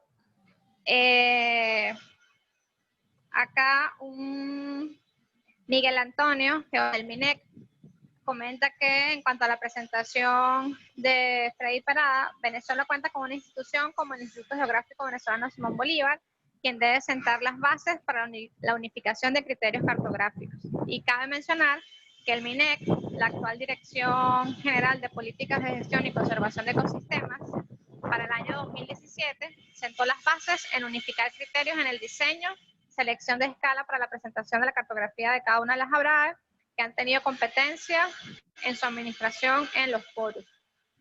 Y Orlando menciona que no debemos enfocarnos en la discusión, en la disponibilidad o no de un mapa, sino que lo medular es el esfuerzo y las tareas adelantadas, que muy bien comentó Armando, aunado al diseño de estrategias de reinstitucionalización.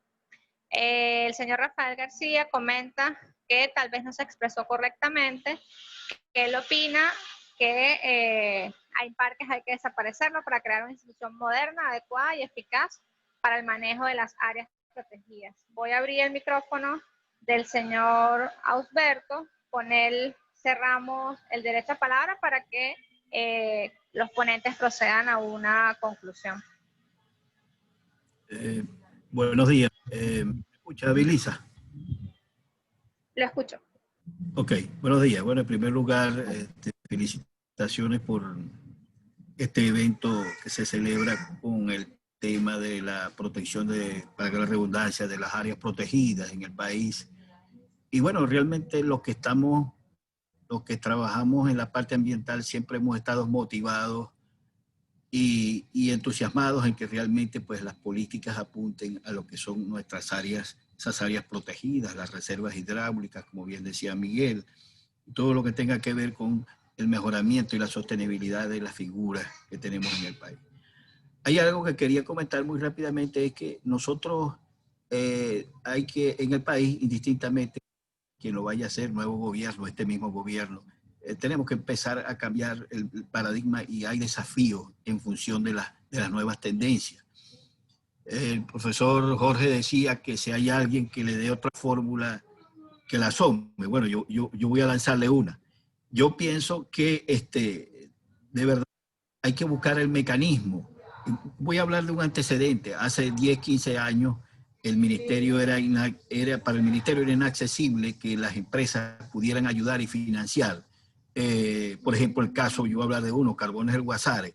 Las estaciones climáticas que eran del ministerio las manejaba prácticamente Carbones del Guasare, una empresa privada. Cuando dejó de financiarlo, bueno, esas estaciones climáticas dejaron de financiar. Y entiendo que a nivel internacional hay incluso partidos que tienen sus áreas protegidas. ¿Bajo qué forma? No sé. Creo que el grupo Maná tiene una área protegida en México, no sé dónde. Y hay otros ejemplos que se pueden citar. Yo no vengo con el caso de decir que aquí en Venezuela se las demos a X, a Y o Z. Pero yo creo que sí hay que, así como se está planteando con la industria petrolera, que son la parte privada es la que tiene que comenzar a invertir, así como la parte privada es la que tiene que gozar de tributos y, mejor dicho, de incentivos. Yo creo que podemos incluir, no sé qué opina el profesor Jorge, de incluir la parte privada en convenimientos para la protección de esas áreas protegidas, ¿correcto? Sin que el Estado pierda lo que es el patrimonio, la propiedad y el derecho que tenemos los venezolanos por ser parte del Estado sobre esas figuras, pero sí algunos convenimientos que se puedan hacer sobre algunas áreas en particular y algunos puntos en particular e involucrar esa parte privada, ¿no? Yo creo que y por supuesto, y toda empresa tendría un poder limitado, por supuesto, o no poder, no hablemos de poder, pero tenía una acción limitada a lo que diga el Estado venezolano y bajo unos tiempos estipulados, el día que ellos digan, bueno, mira, vamos a hacer un convenio por 5, por 10 años sobre estos temas de investigación, en esto, en esto, en esto. Pero yo creo que es un punto que debería de tomarse en cuenta. ¿Qué opina usted de esto, profesor Jorge? Hasta luego.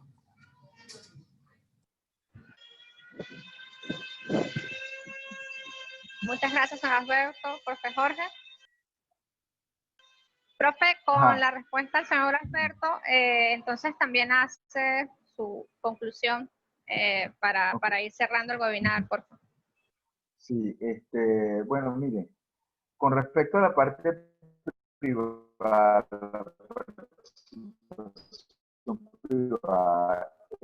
bien interesante el asunto, pero el privado debe decir en qué quiere participar y la parte pública, en este caso, debe decir cuáles son el abanico de opciones para su participación. Para eso, el nuevo modelo de gestión debería incluir en su plan de financiamiento, ¿verdad?, un abanico de proyectos que ofrezca a los privados en qué y cómo debe participar en eso. Eso es el primer lugar. El modelo existe, ojo, ya está diseñado para Venezuela, están las hojas de cálculo, está todo. Lo que hay es que ponerse a trabajar, crear los modelos, ¿verdad?, del abanico de proyectos y, por supuesto, tener una gente encargada de ofrecer el abanico de proyectos de la empresa privada. Para eso simplemente, pues, el reglamento debe incluir unas partes bien claras en cómo se hacen los contratos de concesión, cuáles son los criterios y las conveniencias. Incluso se ha hablado de cosas mucho más allá, de que todo privado que trabaja en un área protegida debe ser parte institucional y por lo tanto, pues, debe cumplir unos criterios muy particulares en cuanto al cómo ejecutar ese tipo de convenios a través de contratos. O sea, eso los abogados saben más que yo del asunto y por lo tanto son los encargados de limar las asperezas y poner los detalles a punto. Eso por una parte, lo cual es totalmente viable bueno, y yo creo que esa es la nueva fórmula que debemos operar en las áreas protegidas para ir avanzando en esto. Y como conclusión general, pues evidentemente necesitamos un cambio de paradigma institucional. Yo con lo que les presenté no es que tenga la fórmula, digamos que yo vengo trabajando en esto hace muchos años y digamos que tengo un esquema básico y estructural ya escrito y pensado, pero viene la discusión y ese es el punto crítico en todo eso. Ahí pues me sumo a lo que decía Freddy sobre el asunto de la participación. Y este es un modelo por crear. Está el modelo estructural básico, están los papeles de trabajo ya escritos, discusión técnica y la discusión de todo el que quiera participar en un modelo más flexible y que las áreas protegidas pues salgan adelante y que cumplan las funciones para las cuales fueron creadas. Ese es el punto crítico de todo esto. Que la institución que se encargue de esto cumpla con esas funciones y que tenga las capacidades y las capacidades y la honestidad, porque va a manejar dinero que no son de ellos. Son dinero que los privados dan para ciertas funciones y que deben ser utilizados para eso y no para otra cosa. Porque ese es el gran problema que tenemos con la institucionalidad actual. Es que uno mete dinero y uno no termina sabiendo dónde termina parado el dinero. Entonces, la institución debe ser transparente, ¿verdad? Tiene que ser auditable en cualquier momento del proceso de gestión y debe presentar resultados en los tiempos que estableció el plan previo. Esas son cosas claves y todo funcionario que trabaja en eso tiene que estar para que cumpla con lo que se debe. Básicamente, ese es mi punto. Muchísimas gracias, profe. Además, aprovecho otra vez para felicitar su presentación. Yo he visto esa presentación en diversas modalidades y la síntesis de hoy fue excepcional. Gracias. Bueno, antes de darle la palabra a Freddy, quiero aprovechar que todos estamos acá para agradecer a Edwin Guerra. Él es ecólogo marino de la Universidad de Oriente, miembro de la Sociedad Venezolana de Ecología y profesor de la Universidad Nacional Autónoma de México. Él fue el que hizo posible la realización de este ciclo de charlas con la facilitación de la plataforma Zoom y su apoyo con todos los detalles técnicos. Edwin, muy agradecido desde la Comisión Mundial de Áreas Protegidas y desde la Sociedad Venezolana contigo por el apoyo que has dado en todos los webinars desde que estamos enfrentando la problemática de los derrames petroleros en el Parque Nacional Morrocoy y en la costa de Falcón. Además, aprovechando el comentario que hizo Freddy de que por qué no hubo más mujeres en el panel, en la Comisión Mundial de Áreas Protegidas en Venezuela somos 22 miembros, de las cuales 6 somos mujeres. Necesitamos que participen más mujeres. Hay más mujeres que están trabajando en las áreas protegidas. Necesitamos que se sigan sumando y que además se sumen a la membresía de la comisión. Para unirse a la membresía no hay que ser un super gurú de las áreas protegidas como el profe Jorge Pérez, ¿no? Yo apenas estoy comenzando. Lo que sí se tiene que tener es la intención y el estar relacionado desde el punto de vista académico, de investigación o técnico en las áreas protegidas para hacer la solicitud a la IUCN y pasar a ser miembro de la comisión. Entonces, los que se les venció la membresía y no la han actualizado, o los que no son miembros y están interesados en formar parte de la comisión, pues bienvenidos. Necesitamos gente para discutir estos temas y sobre todo para llevarlos al papel y que luego sean implementados, como lo comenta el señor Armando en el chat. Esperemos que esta serie de webinars sea como un nuevo impulso a la comisión, a los miembros de la Comisión de Áreas Protegidas acá en Venezuela para continuar dando a conocer esa experiencia y todo ese aprendizaje que hay acumulado en los miembros y poder entonces tener la propuesta lista para la reconstrucción del país. Y ahora sí, entonces doy la palabra a Freddy para cerrar con su conclusión. Bueno, muchas gracias, Belisa. Bueno, yo quiero primero agradecer por la oportunidad, además de decirles que creo que como conclusión, tenemos que dejar los egos. Yo creo que ese es el inicio de todo, dejar el ego de quién sabe más que quién. Luego de eso, empezar a trabajar con el tema de la inclusión y la participación. Efectivamente es necesario hablar de inclusión, de participación, de equidad, porque pese a que en el discurso actual se menciona, el discurso que actualmente se maneja en las instituciones públicas de Venezuela, se maneja estos términos, no es evidente. Entonces tenemos que hacer evidente y realmente llevar a cabo el tema de la inclusión, la participación, el tema de la intergeneracionalidad, el tema de la interculturalidad. A veces hablamos nada más de pueblos indígenas, pero también tenemos pueblos pesqueros negros aquí en Venezuela que ni los identificamos y ni los reconocemos como pueblos diferentes y que se encuentran en una particularidad y una peculiaridad en Venezuela. Yo creo que tenemos que trabajar por nuestro país, efectivamente, y trabajar por nuestras áreas conservadas y dejar de lado el miedo a hacer, sino a hacer las cosas y ya, avanzar, generar una nueva institucionalidad desde el punto de vista de una reingeniería y una reinstitucionalización de las cosas y hacer en efecto todo lo que se está planteando. No es que dejarlo nada más en palabras y yo pienso y yo quiero y yo deseo, sino simplemente hacerlo efectivo, porque es que si no nunca lo vamos a lograr y Venezuela tiene el recurso para poderlo hacer. A nivel internacional, como el profesor Jorge lo dice, siempre llamamos la atención por los recursos que tenemos y no somos efectivos en las cosas que queremos lograr.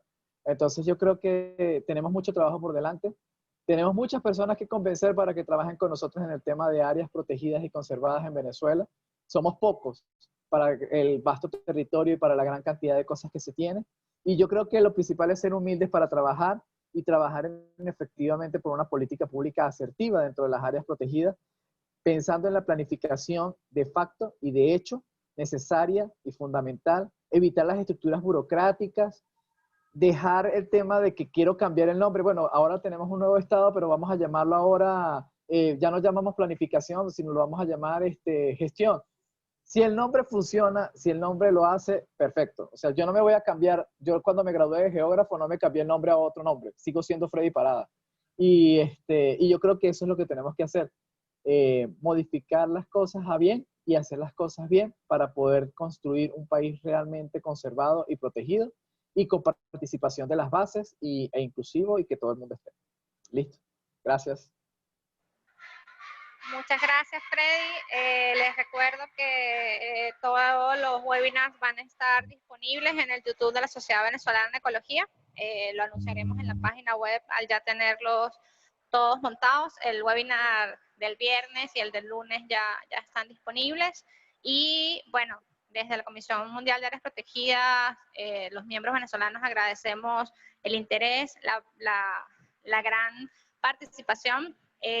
Tal vez no están conectadas todas las personas que deberían, como menciona el profesor Miguel, pero han sido muy activos los participantes, se ha generado una discusión muy rica y eso demuestra el interés que se tiene en las áreas protegidas y bueno, la necesidad entonces, esta información, este conocimiento y este interés, puedes transmitirlo al resto de los ciudadanos venezolanos y esperamos nos volvamos a encontrar en otros espacios. Las propuestas que tengan, pues las pueden hacer llegar a los miembros de la comisión, a los miembros de la Asociación Venezolana de Ecología, para ver cómo podemos apoyarlos y desarrollarlos. Que tengan un buen día, agradecida con todos los ponentes del ciclo y nuevamente agradecida con Edlin.